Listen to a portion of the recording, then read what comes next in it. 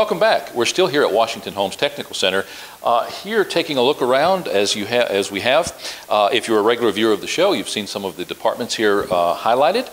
Everything from digital audio and video to cybersecurity to the cosmetology program. The adult education or learning resource center is huge in their offering here.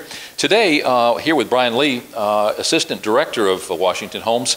And Bryan, we're here today to interview some more program directors, program instructors, and certainly catch you and Martha. Got a little more than we anticipated. We showed up today and you were in a lockdown. It's really nice to know that on a local level and as well as a national or regional level, we have the awareness for security. We've had too much going on in school systems lately, so shame on us if we don't learn from that. But today was an opportunity for the Sheriff's Office and the Chipley Police Department to work with you in a drill, a lockdown drill, and they had a drug dog. They went through the school areas. Talk a little bit about what happened today. Well, we scheduled about a short time ago with the Chipley Police Department as well as Washington County Sheriff's Department to come and do a sweep, a campus sweep. We try to do this minimum of once a year, sometimes more if needed. They always work well with us and are very cooperative and willing to come on site and assist us in this endeavor whenever we request it. And while we would love to not have anybody, not have any issues arise out of it, we would prefer to make sure that we have a clean and a safe campus. Well, in this case, the dog did alert on several vehicles, and there were some procedures performed.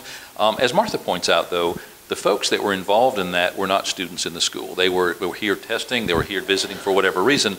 And it seems to me, from our experiences in being on your campus, Bryan, these are adults. These are people who are here to get an education. They're here because they want to be here. And so they don't have time for the foolishness. And it seems like almost universally, those folks are very serious about coming away from here with the opportunity to get a real job. But stuff happens. And in the real world, we have to accept that. But that's the reason you do the drills. I would say that today's drill was successful. It did show that they can alert, they can recognize potential issues. Obviously, if instead of minor drug issues we had explosives or firearms, certainly a much more poignant situation. So at the end of the day, it's a good learning experience. I would dare say that you'll have any problems for a while once people find out that indeed that happened today. So that's not a bad thing. It's every once in a while you have to underscore the fact that you are diligent, that you do check, and that you have these drills, and not a thing in the world wrong with that. I think that if I were a parent, I would feel good about my student coming here, even more than yesterday, because of the fact that I know that you're performing these. As the assistant director, what overall are your duties here at Washington-Holmes?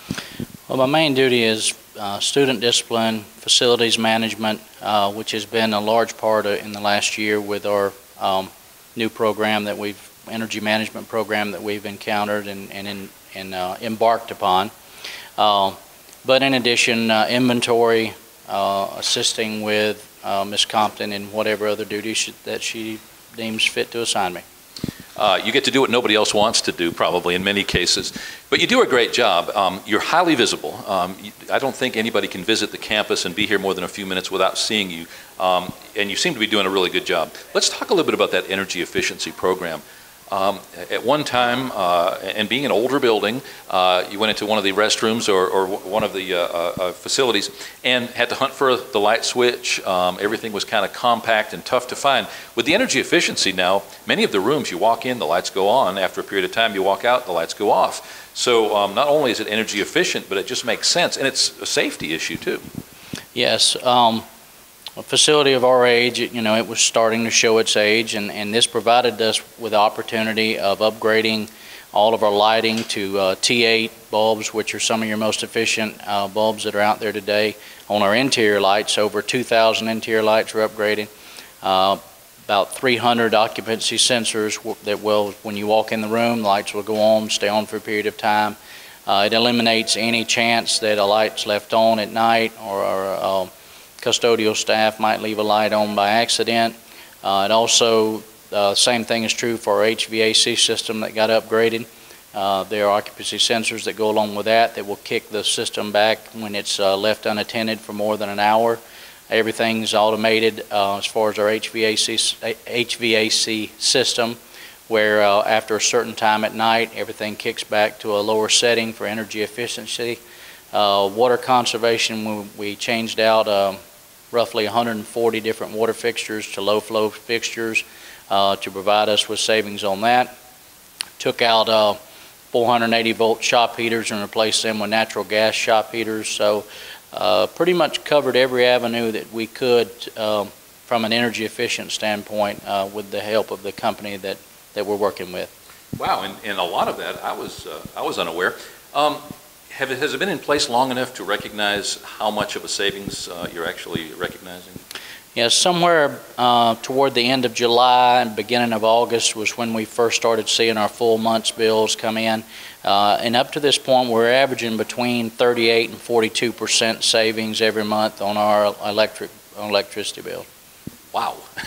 And much better that you be paying an instructor or start up a new class than to have to pay that same amount of money for utilities. Yeah. You know, in today's times, you know, money's not like it once was, so you try to stretch a dollar as far as you can, and it affords us the ability to do that. And the more we fine-tune the system, the more we'll save. You know, I still think there's probably 3 or 4 more % out there that we can easily save just by a little fine-tuning and adjustment. And ABM and Link are still working very closely with us to try to do that, and we're working out the bugs. Well, thanks again for your time today. Keep up the good work. I have to say the same thing I said to Martha. You guys are doing a great job. I don't have a vested interest in this school. That is, I don't have kids in the school system. I'm not enrolled in the school myself, so I can look at it with a little different eye. And I got to tell you, just as a resident, as a taxpayer, as somebody who cares about the educational system here in Washington County, there's nothing but gold stars as far as I'm concerned. So I know you've got a lot to work towards. You've always got wish lists and things you'd like to improve. But in the meantime, you've done a wonderful job, and hopefully all around us will recognize that. Certainly the school board and superintendent.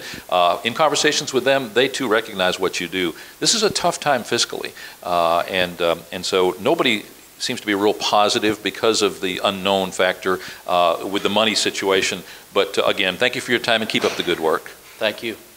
Here at Washington-Holmes Technical Center in Chipley, Florida, right in the middle of beautiful Washington County. Here now with Bryan Lee, Assistant Director of the school. As you can see from this series of programs, there's literally something for everyone here. And even if you're not interested in remedial education, if you're not interested in another career, come take a look. Who knows? Something may spur your interest, and you'll find that there's something that is a whole lot more of a value than you realize. You're watching Real Florida Magazine, and we will be right back.